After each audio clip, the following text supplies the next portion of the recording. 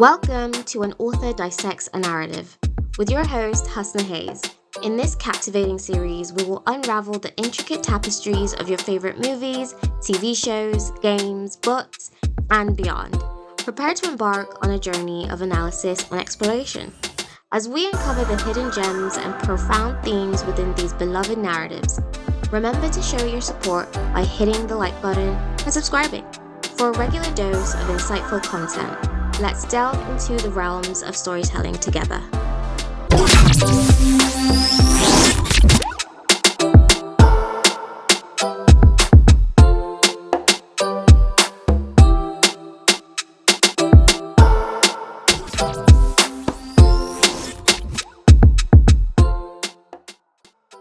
Welcome back to the Deconstructed Universe. That's right, we're back. And we're back with House of the Dragon, Season 3, Episode 8. This is the final episode of Season 3.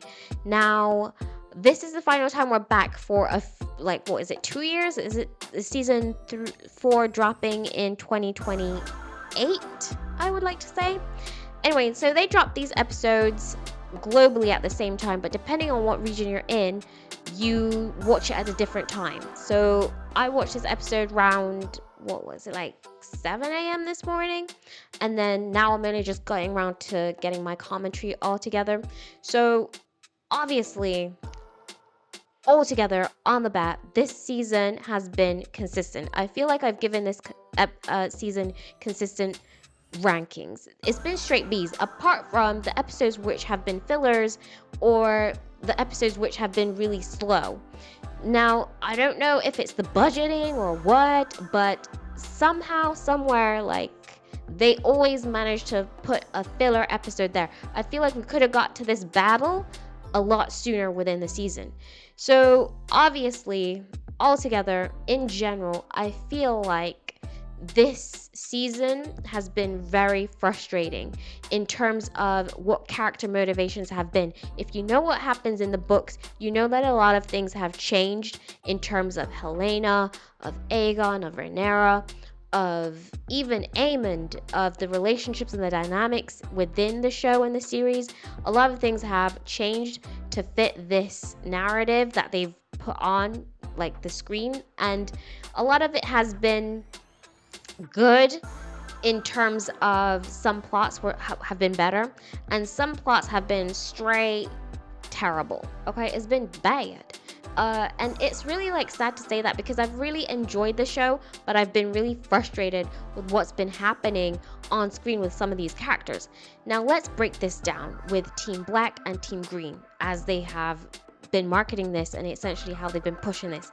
When altogether, in general, this season, this story of House of the Dragon, of the Dance of the Dragons, of the House Targaryen, of this period in time where they were going through this civil war and unrest, where they dragged the Seven Kingdoms into a bloody war, was tragic on both sides. This war was detrimental to House Targaryen. They never recovered from this, nor did Corlys Velaryon and House Velaryon. They never recovered from this. So we're jumping into a situation where obviously the fandom wants to pit Team Green, Team Black on opposite ends, and it's I get it, but at the same time, I feel like sometimes for Rhaenyra and Team Black, no matter what they do, people just love them as characters, and I'm just it's all right to like a character, but to admit that they have flaws. As the same for Team Green, because they have a lot of flaws. So obviously this episode opens up with Maester Orley going into Rhaenyra's chamber and being listen, I have news. Aegon is back. He burnt the host that was sent to find Tywin Lannister. He's back. So we see that Rhaenyra is beside herself. She is just beside herself. She rushes to see Daemon, and she's just I've done all of this. He's risen. They're calling him this. They're calling him anointed. He is a pain in, my backside. Haven't I sacrificed enough? What have I done for this throne? You can see that she's just beside herself. And it's she's I think it's like finally dawning on her that just because you say that you are the ruler of the seven kingdoms doesn't mean that you are, first of all, respected, and second of all, following the customs of the people that you rule over. We have to remember that the Targaryens are foreign invaders. They follow foreign idol gods, they follow foreign customs, they think themselves superior. They've never really got down and tried to understand the people that they were ruling over. And that's why it was a matter of time that when they lost their dragons, that they faced, a dynastic crisis, first of all, with the power that they had, and second of all, with the grasp that they had on ruling over the seven kingdoms. Because we saw what happened with Robert's rebellion. When half the realm unites against you and you don't have a dragon, I mean, what do you expect? Your dynasty is gonna come to an end. So we see that she's just very much beside herself, and we see that Daemon is like, listen, you have dragons, you have power, you sit on the Iron Throne. It doesn't matter if the lords that have been silent or the lords that were fighting for Aegon all of a sudden now find their voices and they're back on Aegon's side. And I'm just like, first of all, he's, on a political standpoint, he's wrong. Okay, he's wrong. On a political standpoint, he's wrong. Yes, you hold the Iron Throne, but no, just because you hold the Iron Throne doesn't mean that you hold absolute power. You have to bring people to heel politically with power, soft power and hard power. And I feel like this is something that the Targaryens never understood. They always thought themselves superior to the people that they were ruling over. They don't even care about the small folk. So we see that Daemon is basically like, I'm going to go to Tumbleton and I'm going to bring an end to this Hightower farce. So we see that it's very much touch and go. And I just find it hilarious that on any other day, Daemon and Rhaenyra don't care about the small folk. But on the day that Aegon is back and the small folk rally to Aegon, all of a sudden, they care about the small folk. All of a sudden, the small folk this, the small folk that. When before, it was like, oh, what about the small folk? I just find it just very much insane. And I feel like later on, I'll definitely try to do like a deep dive, a more scripted deep dive on regards to Daemon and Rhaenyra and the political machinations that they have, because honestly, they have no political astute. They have no political astute. And it really shows that they are arrogant, and it really shows that she is really Viserys' daughter, because Viserys never prepared his daughter, his son. He never prepared them to rule. And we see that he is part of the reason that this whole dynastic mess is happening. So we see that basically Daemon is like, listen, I'm going to go meet up with the army. And Rhaenyra is like, okay. And I feel like in this moment, I saw a switch in Rhaenyra. I saw something shift in her, that she was moving different from the episode. This is really the moment she diverges from the path that Mysaria put her on. And I think this is why she sent Mysaria away. She banished Mysaria. So we see that she goes out and she meets Baela. And basically Baela is just very upset. She's like, what are you going to do about my granddad? What are you going to do about my sister Rhaena? Like, she was trying to help. It was an accident. But at the end of the day, Jace is the one that locked you in your room, okay? It was your son. She was... Okay, I just went along with what your son did because I wanted to prove myself. I wanted to fight for you. And my sister came to help and things went wrong. So, she's very much clocking Rhaenyra's tea. And this is where I have a problem with a lot of people in the fandom, okay? I don't want to start a war in the comment section. Not that I want to start a war or anything like that. I'm just saying, like, this is a hot take. This is like an opinion that people may not agree with. But I feel like no matter what Rhaenyra or Daemon do, people just hold them to this pedestal. And it's all right to like a character and to like a character that's layered, to like a character that is very much flawed. It's all right to do that, but Can we just acknowledge their flaws? Like, here comes Rhaenyra.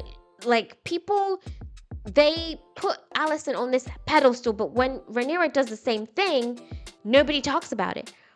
I haven't seen Daemon with a mistress this whole time. Not when he was at Harrenhal. He's been relatively faithful to Rhaenyra, but Rhaenyra has been stepping out with Mysaria. Rhaenyra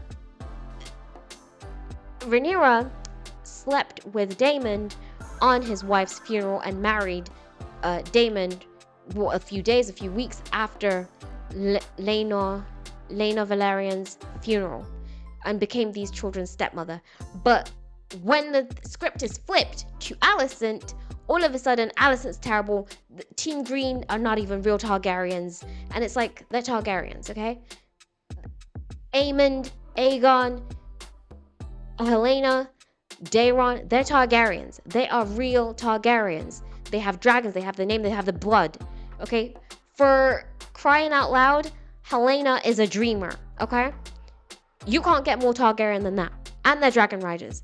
So I just feel like when it's Rhaenyra and Daemon, it's fine. Oh, Daemon in this episode basically ordered, he said all right to war crimes, and we'll get to that. So anyway, so we have this confrontation between Baela and Rhaenyra, and Rhaenyra just basically grabs Baela up, and I was just like, oh, Rhaenyra, now they finally told you about yourself and you don't like it, okay? Because it's true, Rhaenyra uses people.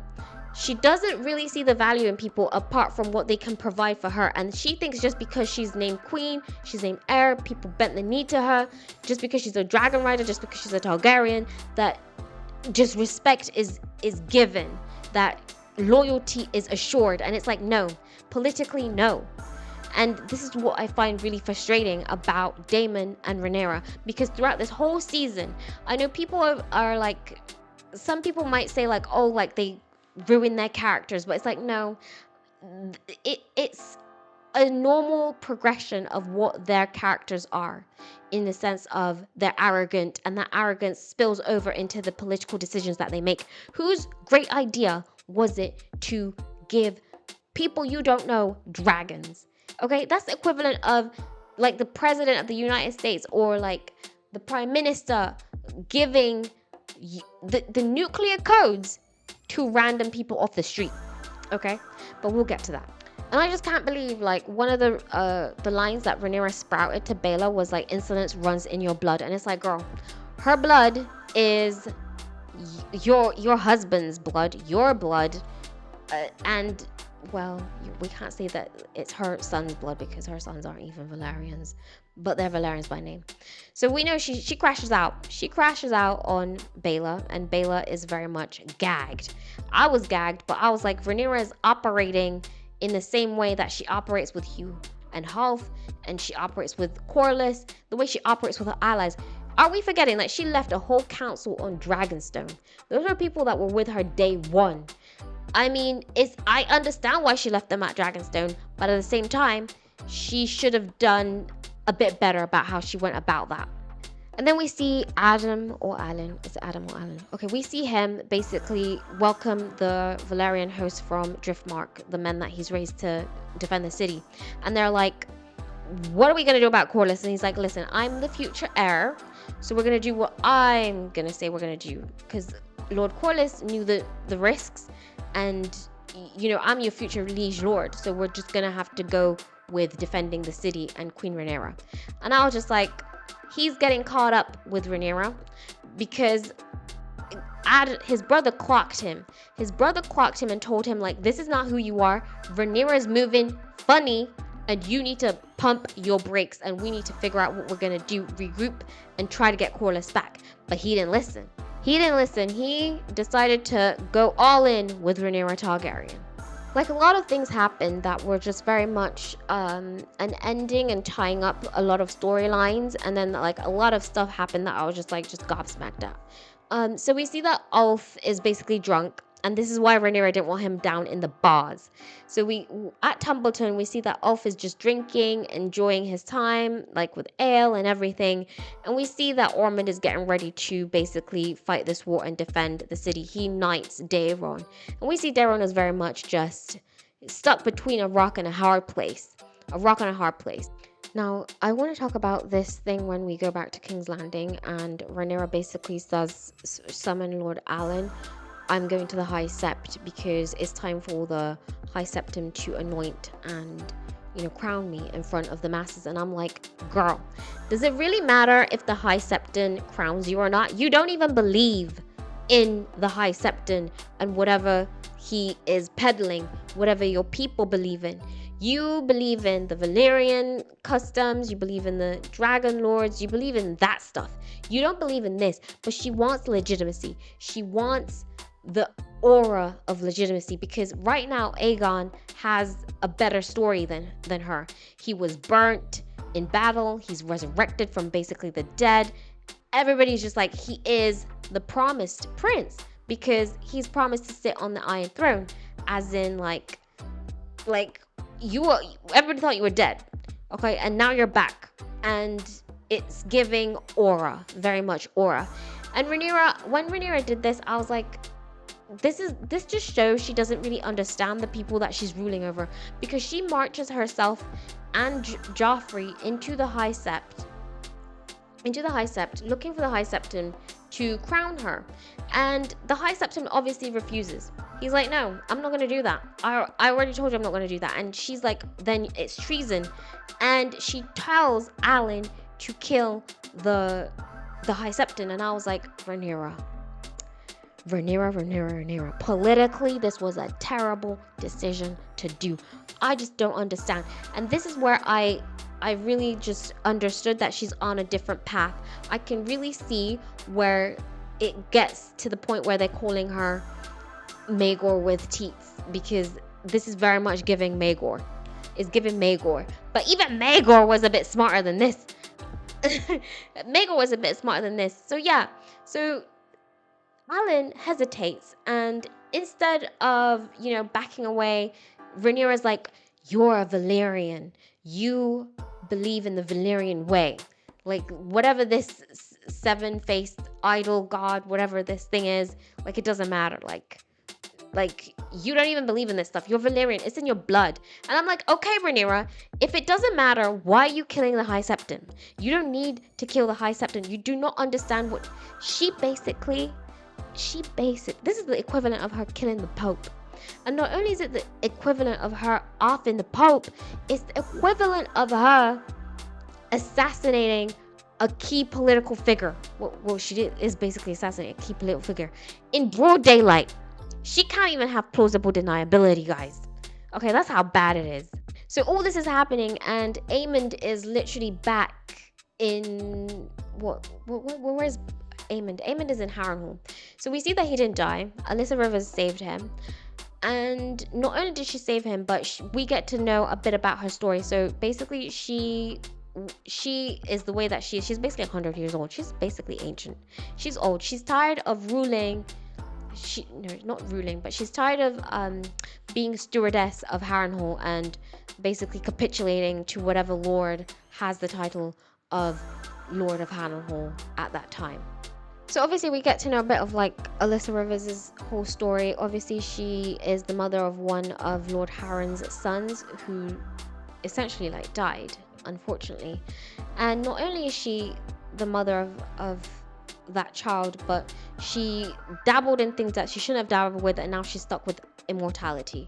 And she started being alone. So her and Aemond basically come to an understanding, and then this is when Aegon arrives. And when Aegon arrived and he was like, I'm not dead, I don't understand if that like was meant to be comedic, but it was very funny. I was like laughing. And we see that obviously Aemond being poisoned by Alicent has really given him like a new lease on life and a new like perspective. He obviously admits to Aegon like, listen, I coveted what you had. And it's like, Aegon coveted what you had. And it's like, ugh, like a lot of things happened in this episode. Some of them like were like good, but a lot of things just basically just showed that these people need therapy. They need therapy. Um, so yeah, we see that Aegon is like, listen, Daeron has been crowned king. Ormond is out there doing the most at Tumbleton. You and I are gonna go find Vhagar, and then we're gonna fly to Ormond, and we're gonna put Ormond and Daeron in line. And it's like, okay, that sounds like a plan. It sounds like an actually good plan, a solid plan. I was surprised. And then like also I want to mention like what happened with like Helena. I'm very like upset about what happened to Helena because I feel like it would have been more impactful if they had followed the storyline of what happened in the books. And obviously if we know what happened in the books, it's like when Blood and Cheese came, they made Helena choose between her sons essentially, and she chose Maelor because he was younger. She was thinking about saving, the crown prince, and she could never forgive herself for what she did to her children. It got to the point where Aegon had to take away the children, Maelor and Jaehaera, from Helena and gave them to Alicent to raise. And essentially, like, she just could never recover from this situation that happened to her, to the point that she, jumped out a window. But in this show, basically they just make it like she's pregnant with Maelor, so we never got a Maelor. And then they make it that she's just basically just sad. So obviously she's just stopped eating. She's just very much isolated. And she tries to her conversation with Rhaenyra, I could obviously tell that Rhaenyra didn't care. And I've seen like a lot of people saying like, oh, well, it would have been so much better if like if Helena had married Jacaerys. And it's like, you guys are not understanding like the impact, the political machinations that go behind that relationship. If Helena had married Jacaerys and the war had still happened, she would have been essentially a hostage, but she is right now a hostage of Rhaenyra Targaryen.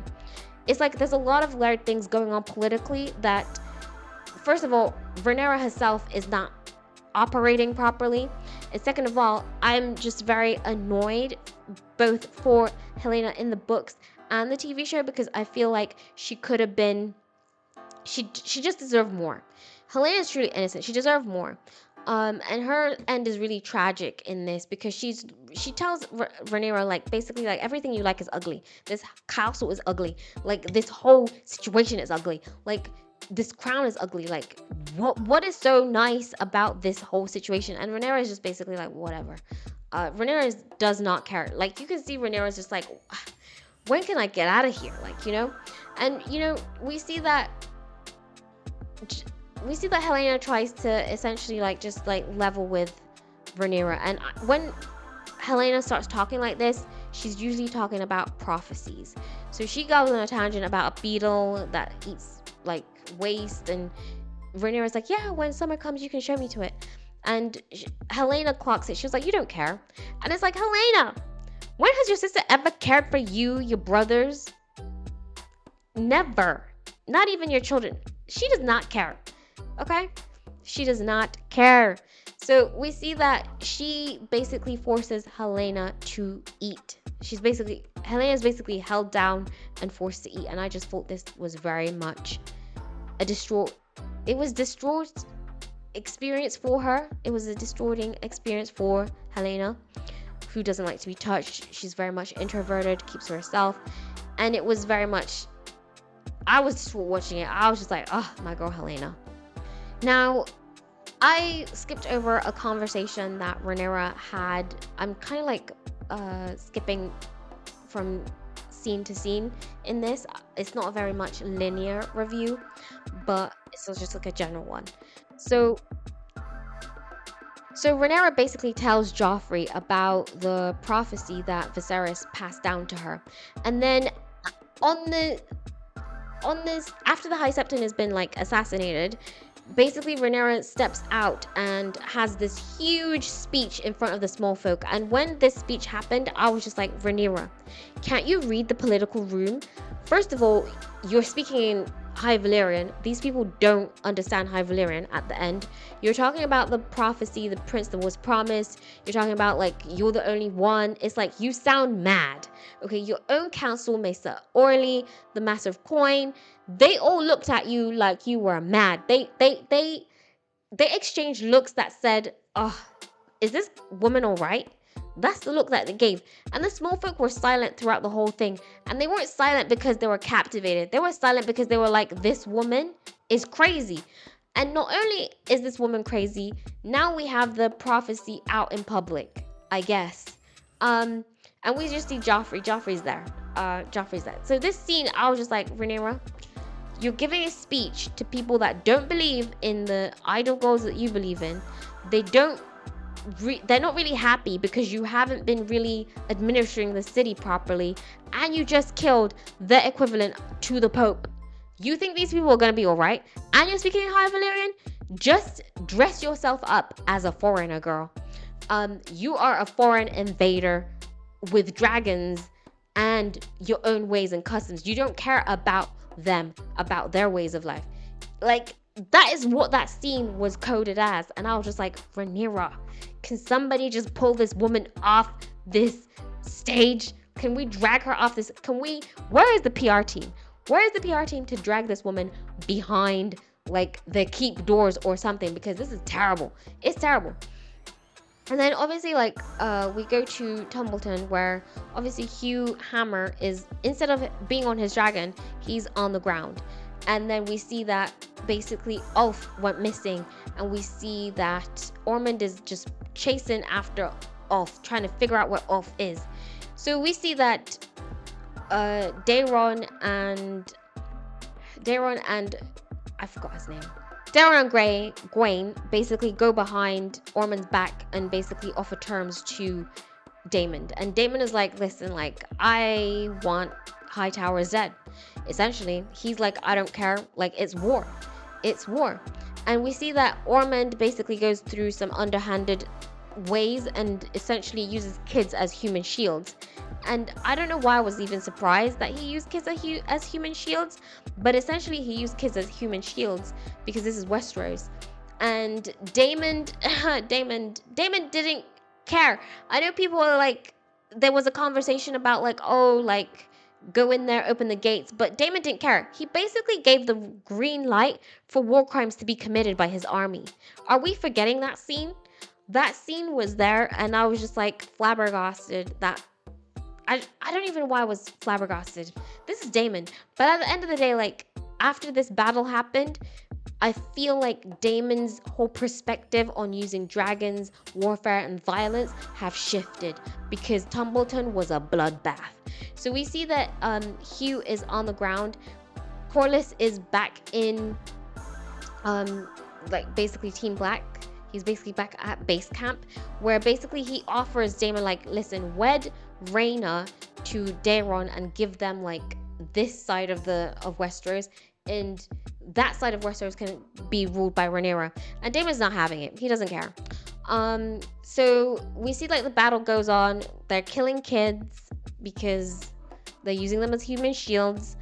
And then we see that basically Ormond is just running around just trying to find Ulf. And we see that it doesn't even clock to Daemon that, first of all, Hugh is here and he's not supposed to be here. Where is Ulf? Like, all the dragon seeds are not accounted for, and they're in the position of where they're not supposed to be, and Daemon is just like, still, it's not clocking to him.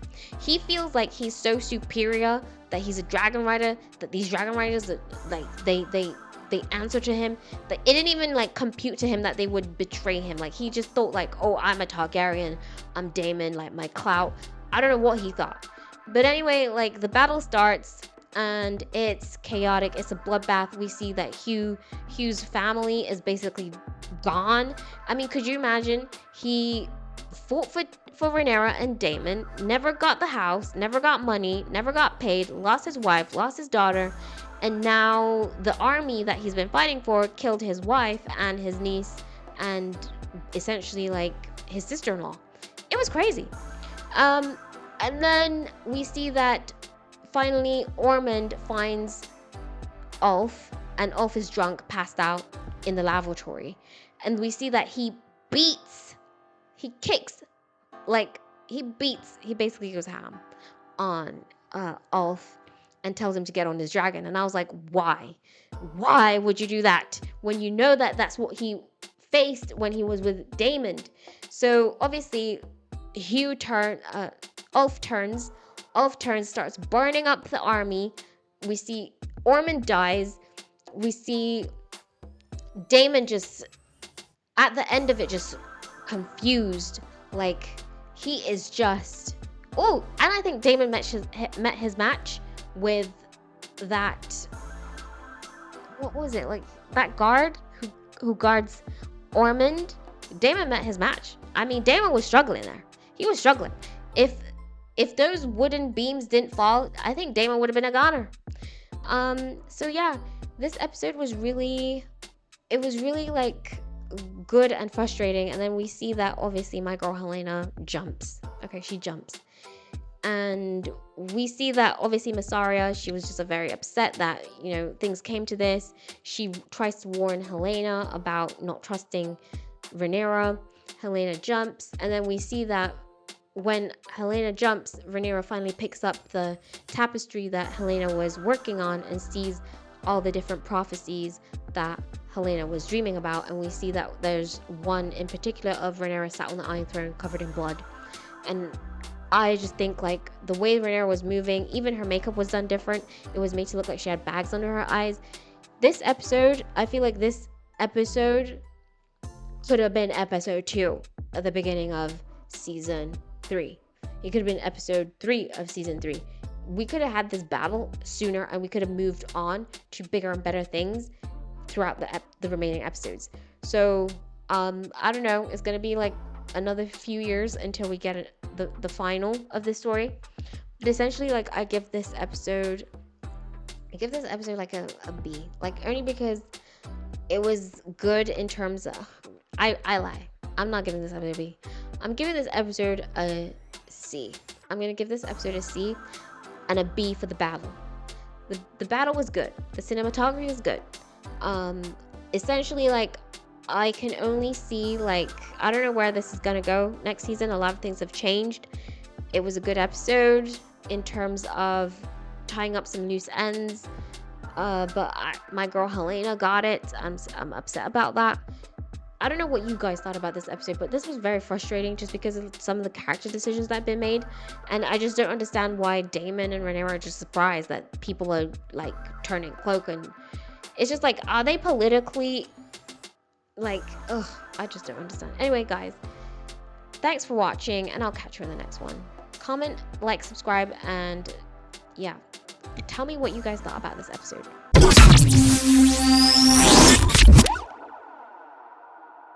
Welcome to the end of the video, and thank you very much for making it to the end. Make sure you check out Vertigo Honor Bound by Blood, the first installment in the Vertigo book series. It is set in 2095 at the heart of the Imperial Champion regime, where Emperor Gregory Champion rules over Earth and the colonies stretching out across the solar system, where there is a virus called the Megavirus that has mutated and changed the political landscape of Earth.